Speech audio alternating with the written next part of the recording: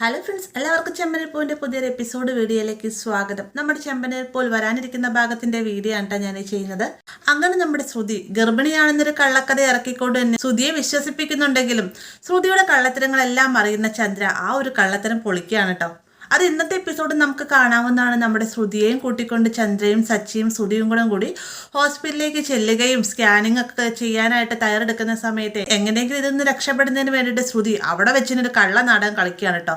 തൻ്റെ കൂടെ വർക്ക് ചെയ്യുന്ന സ്റ്റാഫിൻ്റെ അമ്മ മരിച്ചുവെന്ന് എത്രയും വേഗം തനിക്ക് അവരെ പോയി കാണണമെന്നും അവരെന്നെ ഒരു സ്വന്തം മോളെ പോലെയാണ് സ്നേഹിച്ചിരുന്നതെന്നൊക്കെ പറഞ്ഞുകൊണ്ട് ശ്രുതി ഒരു കള്ളക്കഥ ഇറക്കിയതിന് ശേഷം അവിടെ നിന്ന് ഓടി രക്ഷപ്പെടുന്നുണ്ട്. എന്നാൽ ചന്ദ്ര തൊട്ട് പിന്നാലെ തന്നെ ചെന്ന് ശ്രുതിയുടെ കർണം നോക്കി ഒരെണ്ണം പൊട്ടിച്ച് കള്ളത്തരങ്ങളെല്ലാം തന്നെ വരുത്തുന്നുണ്ട്. ആ ഒരു സമയത്ത് ശ്രുതി സത്യങ്ങളെല്ലാം തന്നെ പറയുന്നുണ്ട്. താൻ ശ്രുതിക്ക് വേണ്ടിയിട്ട് കള്ളത്തരം പറഞ്ഞതായിരുന്നുവെന്നും താൻ പ്രഗ്നന്റ് അല്ല എന്നുള്ള സത്യങ്ങളൊക്കെ പറയുന്നുണ്ട്. അങ്ങനെ തിരികെ വീട്ടിലേക്ക് വരുന്ന സമയത്ത് മീരയോടായിട്ട് ശ്രുതി അവിടെ ഉണ്ടായ സംഭവങ്ങളെല്ലാം തന്നെ പറയുന്ന സമയത്ത് പണ്ട് നീ പലതവണ അവരെ മണ്ടന്മാരാക്കാൻ ശ്രമിച്ചു, ഇപ്പൊ ഏകദേശം അവർക്ക് നിന്റെ സ്വഭാവവും കള്ളത്തരങ്ങളൊക്കെ മനസ്സിലായി തുടങ്ങി ശ്രുതി. ഇനി നിന്റെ പദ്ധതികളും പ്ലാനിങ്ങും ഒന്നും അവിടെ നടക്കുമെന്ന് തോന്നുന്നില്ല എന്ന് പറയുന്ന സമയത്താണ് ശ്രുതി പറയുന്നത്.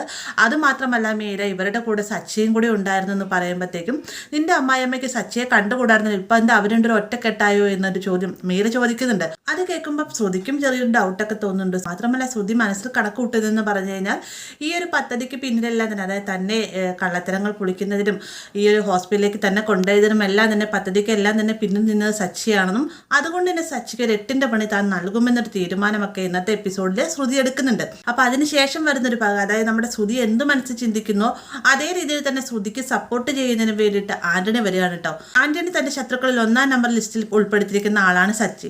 അതുകൊണ്ട് തന്നെ സച്ചി ഇല്ലാതായാൽ മാത്രമേ തന്റെ പദ്ധതികളും പ്ലാനിങ്ങും എല്ലാം സക്സസ് ആവുകയുള്ളൂ എന്ന് കരുതിക്കൊണ്ട് തന്നെ ആന്റണി തന്റെ ഗുണ്ടകളോടായിട്ട് പറയുന്നുണ്ട് താൻ സച്ചിയെ വകവരുത്താൻ അതിന് വേണ്ടിയിട്ട് സച്ചിയുടെ വണ്ടി എങ്ങനെയെങ്കിലും കൈക്കലാക്കിയതിന് ശേഷം അതിലെ ബ്രേക്ക് പൊട്ടിക്കുന്നതായിരിക്കും. പിന്നീട് വണ്ടി എവിടെയെങ്കിലും ചെന്ന് ഇടിച്ച് സച്ചിക്ക് ആക്സിഡന്റ് ഉണ്ടായി അതോടുകൂടി അവൻ തീർന്നോളും എന്ന് പറഞ്ഞുകൊണ്ട് ഈ ഒരു തന്റെ പദ്ധതിക്ക് വേണ്ടി സപ്പോർട്ട് ചെയ്യാനായിട്ട് വിളിക്കുന്നത് ശ്രുതിയാണ് കേട്ടോ. ശ്രുതിയെ വിളിച്ചതിന് ശേഷം എങ്ങനെയെങ്കിലും ആ ഒരു താക്കോൽ സംഘടിപ്പിച്ച് തരണമെന്നും സച്ചിയുടെ കാര്യങ്ങളെല്ലാം തന്നെ തങ്ങൾ കൈകാര്യം ചെയ്തോളാമെന്നൊക്കെ ശ്രുതിയോടായിട്ട് പറയുന്നുണ്ട്.